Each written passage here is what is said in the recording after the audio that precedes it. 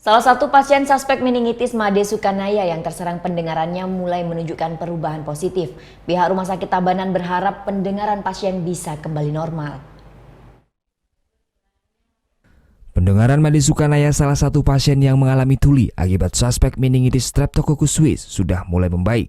Sejak sakit, beberapa hari lalu Sukanaya sama sekali tak bisa mendengar. Namun perlahan Sukanaya menunjukkan perubahan positif.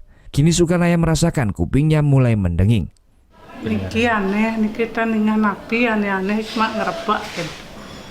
Mencengung ada sih? Iya, mencengung kiat-kiat kan. Direktur Utama Rumah Sakit Tabanan, Dr. Nyoman Susila menjelaskan jika dilihat dari kondisi pasien saat ini, besar kemungkinan pendengaran pasien akan kembali normal. Peluangnya ada, walaupun kasus yang ini kita belum banyak menangani kasus seperti ini, tapi ada kemungkinan dia bisa dibantu nanti supaya semakin baik pendengarannya. Namun Made Sukanaya masih harus menjalani perawatan di rumah sakit hingga kondisi badannya kembali pulih.